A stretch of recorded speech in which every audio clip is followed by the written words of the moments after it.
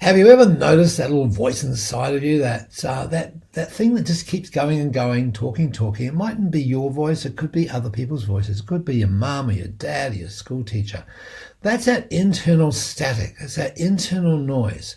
And let's have a look at what it is that does serve us within that noise and does not serve us within that noise. This is a place where those who suspect they're innately wise, brilliant and powerful come to learn how to transform their lives, one cognition, one realization and one blinding flash of the obvious at a time. We are the innovators, the record breakers, the world makers and creators of all kinds. We supersede the suppressive worldview of mass ignorance and awaken the strength within. We are waking up to our innate secrets. My name is Dr. Mark Postles and welcome to the In8 Secrets podcast. So the noise that we have within us, the static that happens almost 24/7. I mean, dream state is a whole different thing, but let's talk about the conscious awakened state and look at what it is that helps us and hinders us within that noise that we have. Now, this is when we're looking at interactions between ourselves and other people. There's obviously two considerations. It's our noise and it's their noise. And probably from a primary position, let's just have a look at our noise, our own noise. But bear in mind that our own noise then stops us from getting other people's communication and is a major filter. So within that then, we have, I would suggest, a threshold, a noise threshold. And that is that we have the ability to deal with the static up to a certain point.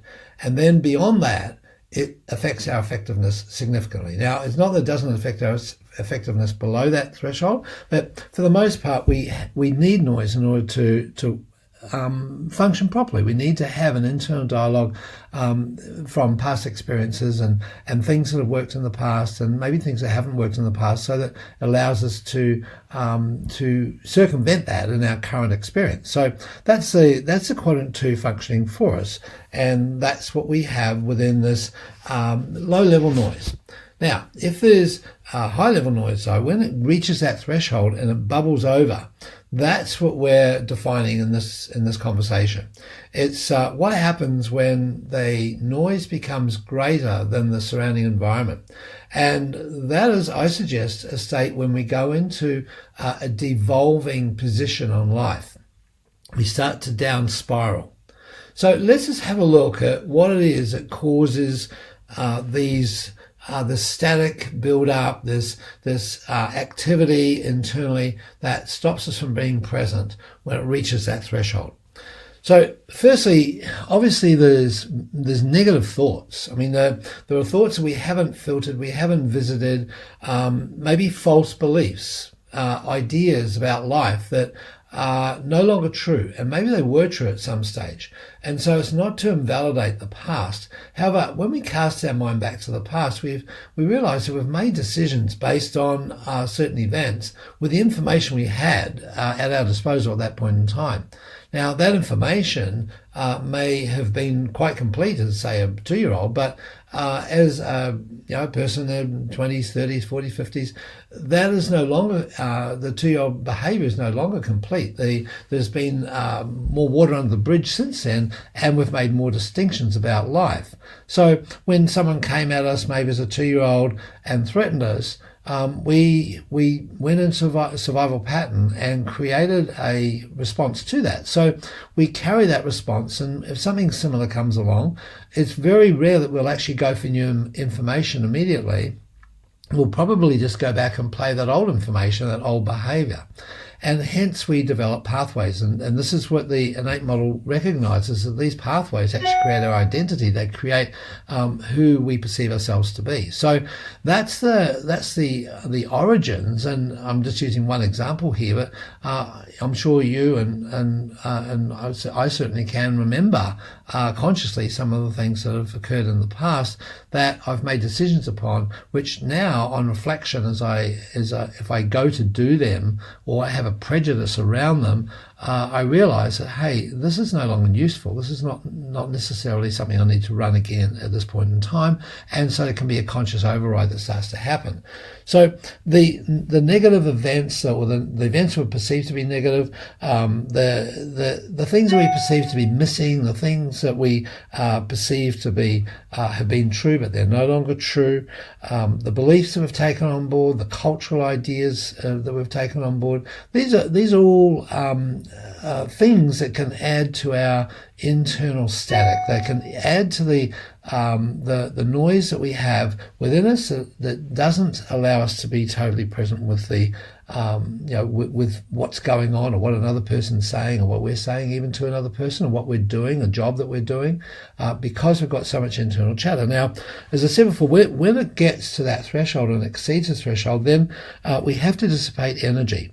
And so there's we're sort of like a closed system in that context. When we have a certain belief structure and someone violates that belief structure, we have a belief structure that it's really important to be on time, and someone else may not have that belief structure, or they may have it and they inadvertently get held up, and so they don't show up on the appointed time, and then we blow our top. What's that all about? Why would we get perturbed? I mean, sure, there's maybe an inconvenience to us, and maybe there's some opportunities that we're not acknowledging, but we go ballistic. We have a yelling, screaming match, or we disassociate from that person. So what's the story there with an act of someone that was not a criminally intended act? It was not an act that was vindictive against us. It's simply an act, and we have a meaning to it, and we go silly about it. So, and I'm sure that you've experienced that within yourself, and maybe every day that happens. So that's a compilation of things that have come from the past. Now, current pressures also create this static. So the workload that we have at this point in time, the thousands of emails sitting in the email box. I'm looking at my email box right at the moment. These are phenomena that at some level or another, unless you have a really nice way of processing this, probably does create some noise, probably create some angst, maybe the look at your schedule, and it's like, how am I going to even fit in a cup of tea in this schedule? What are you doing with your workload that is creating this internal noise? What about the people around you who have taken on positions or roles or jobs that you have assigned to them, and they're not getting done? That things are out of your control. Now, another area would be your physical health. Are you getting pain? Are you doing symptoms and diseases? Are you on drugs and medication? Are you looking at a situation where your body is not as well functioning as it should be or could be? Are you getting enough water? That's a huge one. Are you hydrated enough?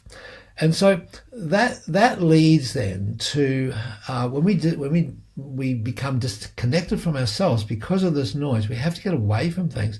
So we'll tend to lash out, and as I said before, tend to go out and yell at people and tell people and be outwardly reactive, and that's a devolving state. We tend to devolve. A quadrant 1 devolves into a quadrant 4 in the negative. The quadrant 4 devolves into a quadrant 3 in the negative. The quadrant 3 devolves into a quadrant 2 in the negative, and the quadrant 2 into a 1. Now, we go through that in more detail in some other locations in both podcasts and within the book and within courses, and it's it's a very useful area to be aware of. But the point is that we do have this behavior, and we can change this behavior. So if you notice that you're being pressed, your buttons are being pressed by silly things, stupid things, maybe in your characterization of it could be silly people and stupid people. It's not necessarily so. All people are beautiful, and they just do things that may be not useful sometimes. Anyway, that's for a discussion another time.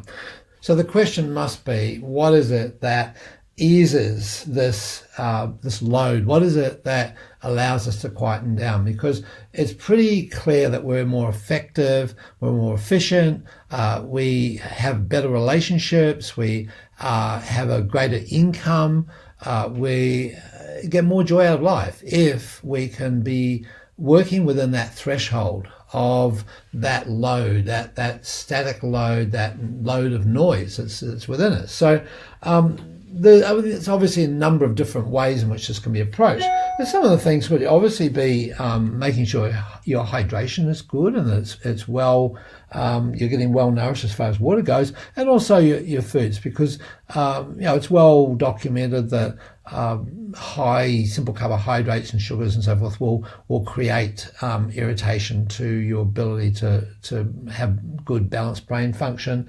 There'll be highs and lows associated with that. So making sure your diet is good, making sure that you have a way of regulating yourself of when you feel that load coming on, when there could be a time of the day or the week or the month where you get under pressure. You know that the workload's building up, and so what plans do you have in place to get that sorted so that you can have leverage there? And this is a generalized discussion over this whole month actually around leverage. What is it that you can do to put in place something that is going to reduce the load for you? Exercise is a great dissipation of stress, and I certainly make sure that I get to the gym at least twice a week and have a good long walk, usually a game of golf, which actually for me is a very, very long walk, so I go zigzagging along the course. But anyway, that's a process that I certainly employ to dissipate some of this internal chatter. Meditation is absolutely imperative in my opinion. So making sure that you have times, whatever your favored form of meditation is, it could be in deep contemplation or prayer, it could be in a guided meditation, it could be reciting a mantra, whatever it is, make sure that you've got some meditative time on a daily basis, I would suggest. And then, of course, affirmations are a great way of reaffirming the ideal you, the ideal situation, the ideal world. So making sure that you've got an affirmative viewpoint on life, that you see the possibilities, that you entertain what's good, you're focusing what's good, and anything that clouds that, then just get rid of it. Don't watch the 6 o'clock news, and don't go and watch those scary movies or the dramas and weird programs that they serve to the public. Be selective. Go and select your videos or select your channels to watch on YouTube, and fill your mind with mental food that is supportive of a beautiful, magnificent existence, because this is the innate secrets. It's like we have it all within us, and just allow it to come out and don't pollute it. There's a threshold that we get to where we go into a not me, antisocial, almost criminal behavior when we get above that threshold, and that's where the internal chatter and the internal noise, which is the result of an external generated source. So trust the internal source. Allow that internal source to be at peace and to resonate in a quiet and gentle way, and enjoy your life from that special point of being appreciative of your innate wisdom within.